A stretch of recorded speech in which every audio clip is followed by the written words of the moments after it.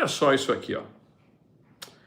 Isso saiu hoje na revista The Economist. E não vai dizer que a revista The Economist é a revista Oeste, a Gazeta do Povo, é de direita. Não. De direita ela não tem nada, muito pelo contrário, é bem canhotinha mesmo. Se dizem liberais, né? Mas todo cara que fala que é liberal, você já sabe o que é isso, né? Olha só o que saiu hoje na revista The Economist. Excesso de poder no STF ameaça a democracia brasileira, afirma The Economist. Matéria de hoje está no Infomoney e isso está tomando uma proporção enorme internacionalmente. E vocês vão entender o porquê que a imprensa já começa a soltar isso.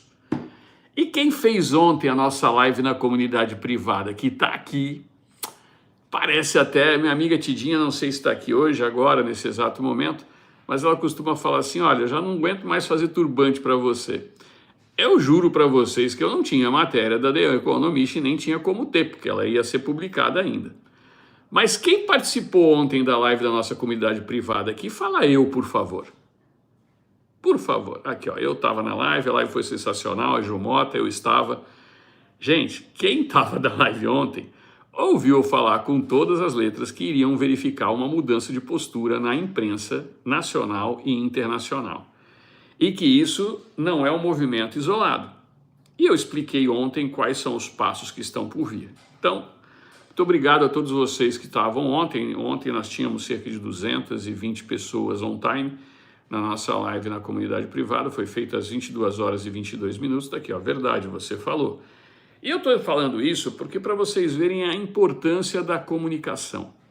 E ontem eu falei alguma coisa mais importante ainda na nossa live na comunidade privada. Por isso que eu vou bater esse papo aqui. Ontem nós fizemos uma live de quase 2 horas seguidas. Eu respondendo perguntas, dúvidas das pessoas, depois de ter feito meia hora de explanação. 2 horas seguidas. E eu quero deixar claro que eu citei uma coisa lá muito importante que tem tudo a ver, que vocês vão entender. Existe hoje uma guerra, além dessa guerra comercial que todo mundo vê aí, Estados Unidos, China e tal, existe uma guerra secreta que eles não estão passando para vocês e ontem eu citei alguns personagens dela.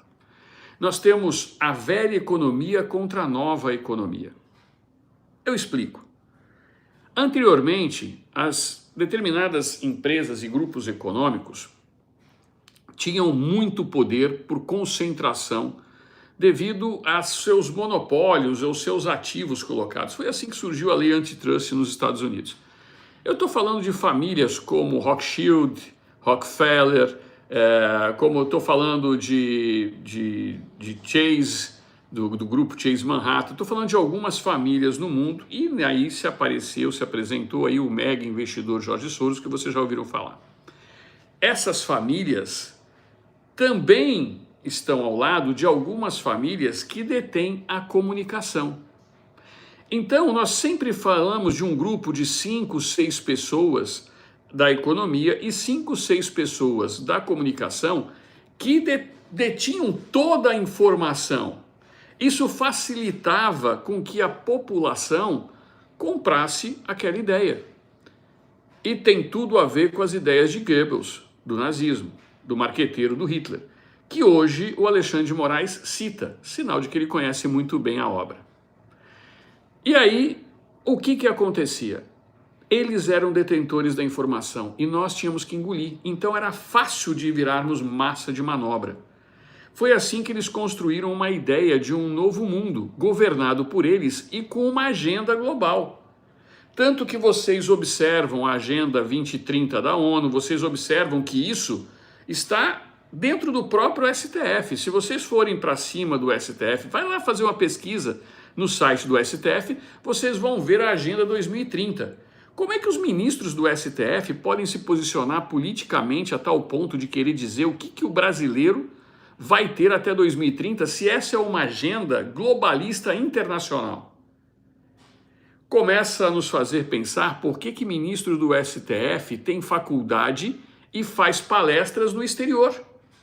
começa a nos fazer imaginar por que esse mesmo ministro está inserido dentro da Confederação Brasileira de Futebol num mundo de apostas.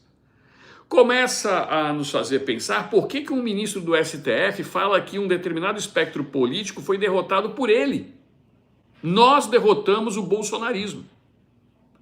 Isso faz ficar evidente que este tribunal não merece mais respeito na composição que ele se encontra. Esta composição destruiu o próprio Supremo Tribunal Federal e isso deixou de ser uma ameaça à democracia. Isso passou a ser um rompimento democrático real.